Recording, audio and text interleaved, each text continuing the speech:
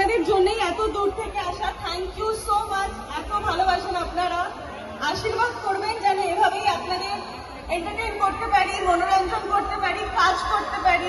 এই ভালোবাসাটার জন্যই এত দূর থেকে আসা। Thank you so much. একবার রাগ হলে আমি ক্ষমা চাইছি, আমার কিচ্ছু করার নেই। রাগ নেই তো? ব্যাস। আচ্ছা, চিরসখা কারা কারা দেখেন একটু হাতগুলো দেখি। এত কম হাত। চিরসখা কারা কারা দেখেন? দেখছেন তো? বর্ষার উপর রাগ হচ্ছে। মারবেন না তো আমাকে? হ্যাঁ,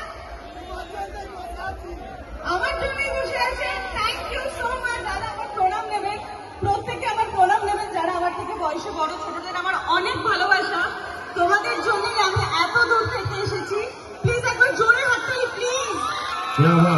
যাই হোক দিদি, আপনি হচ্ছেন সিঞ্জিনী চক্রবর্তী আর আমি আপনার ছোট্ট ভাই গৌতম চক্রবর্তী। তো আমরা একসঙ্গে এই সুন্দর অনুষ্ঠানটিকে এমনি তো দেখছেন কি শিখেন, নামলে কি থাকবে, কিছু থাকবে না।